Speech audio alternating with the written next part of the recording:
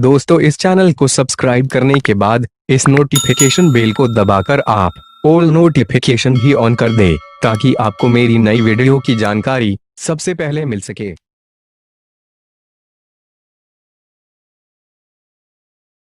Hello students, आज मैं आप लोगों को क्षेत्र मिति स्टार्ट कर रहा हूँ। क्षेत्र मिति में हम लोग आज ह्यूरोन सूत्र पढ़ेंगे। क्या पढ़ेंगे? ह्यूरोन सूत्र। तो ह्यूरोन सूत्र में हम लोग त्रिभुज का क्षेत्रफल निकालेंगे। किसका क्षेत्रफल निकालेंगे? त्रिभुज का। तो यहाँ सबसे पहले हम लोग को त्रिभुज के बारे में जानना होगा, फिर उसके सूत्र पर हम लोग विचार करेंगे, उसके बाद क्वेश्चन पे जाएंगे।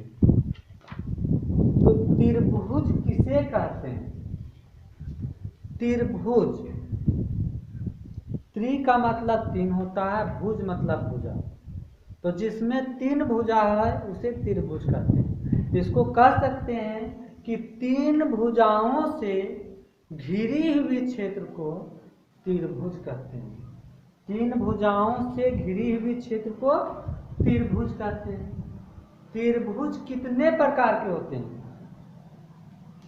तो इसको आसान करने के लिए जो गणितज्ञ है वह त्रिभुज का बंटवारा दो तरह से किया गया, उसको आसान करने के लिए।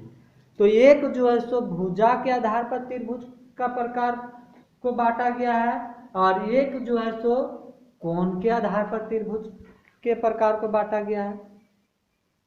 लेकिन त्रिभुज का परिभाषा हम लोग सीखें कि तीन भुजाओं से घिरी हुई क्षेत्र को त्रिभुज कहते हैं। लेकिन त्रिभुज में और क्या क्या होते हैं? तो त्रिभुज में तीन भुजा होते हैं। त्रिभुज में तीन भुजा होते हैं, तीन कोण होते हैं, तीन शीर्ष होते हैं।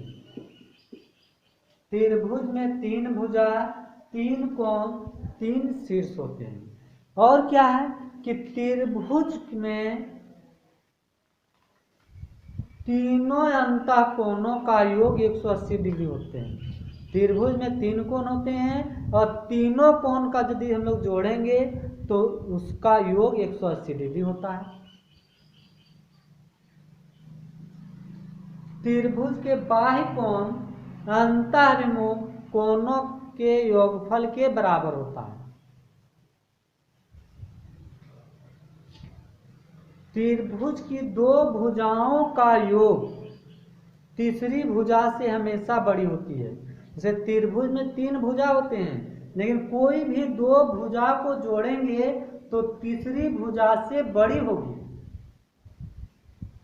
त्रिभुज में बड़ी भुजा के सम्मुख कोण बड़ी और छोटी भुजा के सम्मुख कोण छोटी होती है।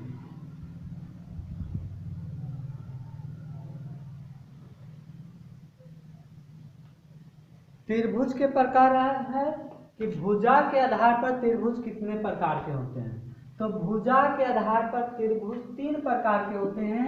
एक समबाहु त्रिभुज, दूसरा समद्विबाहु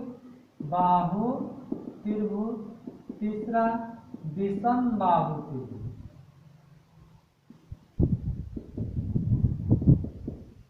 समबाहु त्रिभुज किसे कहते हैं? तो सम का मतलब बराबर, बाहु का मतलब भुजा, त्रिभुज है तो तीन भुजा वाला। तो वैसे त्रिभुज जिसकी तीनों भुजाएं आपस में बराबर हो उसे समबाहु त्रिभुज कहते हैं। समबाहु त्रिभुज का प्रत्येक कोण 60 डिग्री का होता है। समद्विबाहु त्रिभुज किसे कहते हैं? तो सम का मतलब बराबर, द्वि का मतलब दो, बाहु मतलब भुजा। तो वैसे त्रिभुज जिसकी दो भुजा बराबर हो उसे समद्विबाहु त्रिभुज कहते हैं। समद्विबाहु त्रिभुज में बराबर भुजाओं के समूह कोण बराबर होते हैं। दो भुजा बराबर है तो दो कोण बराबर होगा। कौन कौन सा कोण बराबर होगा? तो बराबर भुजाओं के सामने वाले कोण बराबर होगा। विषम का मतलब बराबर नहीं, बाहु मतलब भुजा। तो वैसे त्रिभुज जिसकी तीनों भुजाएं भिन्न भिन्न हो, अलग अलग माप की हो, उसे विषम बाहु त्रिभुज कहते हैं। कोण के आधार पर त्रिभुज की प्रकार, तो कोण के आधार पर त्रिभुज 3 प्रकार के होते हैं। एक न्यून कोण त्रिभुज, दूसरा सम कोण त्रिभुज, तीसरा अधिक कोण त्रिभुज। अब न्यून कोण त्रिभुज किसे कहते हैं, तो न्यून कोण का मतलब होता है 90 डिग्री से कम और 0 डिग्री से अधिक त्रिभुज है। तो वैसे कोण जिसका प्रत्येक कोण न्यून कोण हो उसे न्यून कोण त्रिभुज कहते हैं, अर्थात वैसे त्रिभुज जिसका प्रत्येक कोण 90 डिग्री से कम हो उसे न्यून कोण त्रिभुज कहते हैं। समकोण त्रिभुज किसे कहते हैं, तो समकोण का मतलब होता है 90 डिग्री। तो वैसे त्रिभुज जिसका एक कोण समकोण हो, एक कोण समकोण हो उसे समकोण त्रिभुज कहते हैं, अर्थात वैसे त्रिभुज जिसका एक कोण 90 डिग्री है उसे समकोण त्रिभुज कहते हैं। तो यहाँ एक कोण 90 डिग्री क्यों है, जैसे न्यून कोण में तीनों कोण न्यून कोण है, इसमें एक ही को समकोण क्यों रखा गया है, क्योंकि जानते हैं कि त्रिभुज में 3 कोण होते हैं, तीनों का जोड़ जो होता है तो 180 होता है। तो यदि एक कोण 90 डिग्री है तो या 90 ले लेते हैं तो 180 दोगे कोण मिलकर ही हो जा रहा है, तो यह त्रिभुज नहीं बनेगा। यदि यह एक ही डिग्री हो तो यह कितना होगा, तो 89 डिग्री होगा। तो 90 से कम है तो ये भी 90 से कम है, इसलिए एक ही कोण 90 डिग्री होना चाहिए। यह अधिक कोण त्रिभुज किसे कहते हैं, तो वैसे त्रिभुज जिसका एक कोण 90 डिग्री से अधिक हो उसे अधिक कोण त्रिभुज कहते हैं।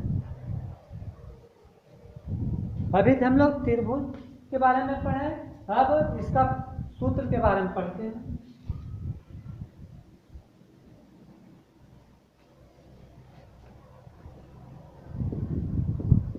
त्रिभुज की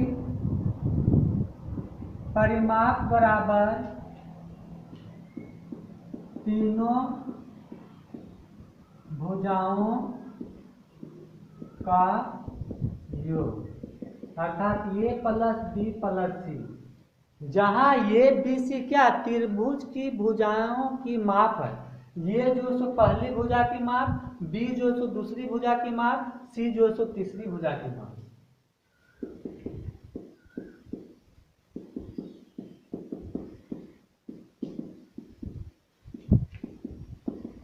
समबाहु त्रिभुज की परिमाप बराबर 3 गुने भुजा, जिसको 3 ये भी लिख सकते हैं, 3 गुने भुजा, क्योंकि तीनों भुजाएं बराबर इसलिए 3 गुने भुजा हो गया।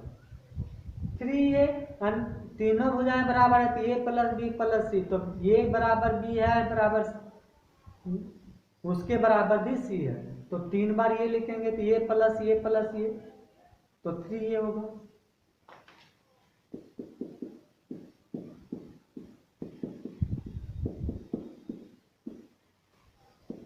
समबाहु त्रिभुज की भुजा बराबर परिमाप बटे 3। समबाहु त्रिभुज की भुजा बराबर क्या होता है, तो परिमाप बटे 3। त्रिभुज की अर्ध परिमाप, त्रिभुज की अर्ध परिमाप को यह से इंडिकेट करते हैं सेमी पेरीमीटर, यस से इंडिकेट करते हैं। तो यस बराबर फॉर्मूला होता है A plus B plus C by 2। त्रिभुज की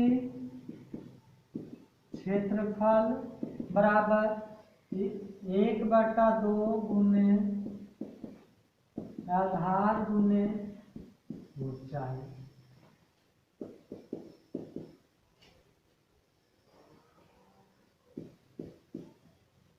समबाहु त्रिभुज की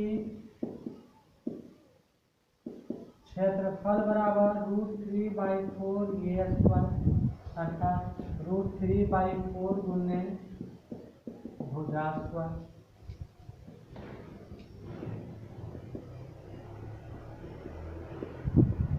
हेरोन सूत्र से त्रिभुज का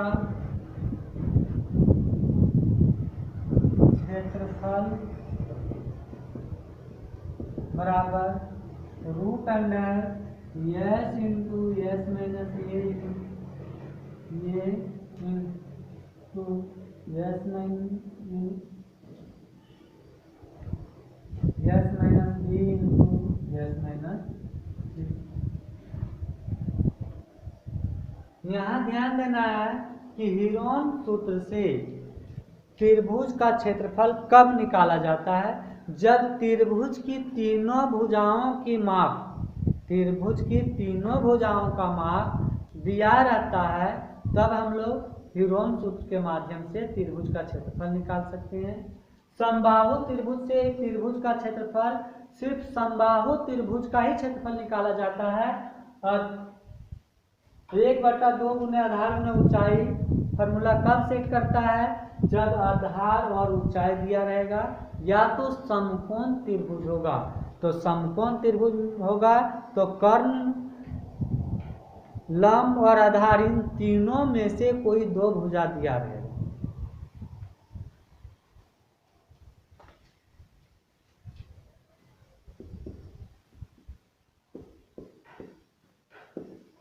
समलंब चतुर्भुज का क्षेत्रफल बराबर 1/2 गुने समांतर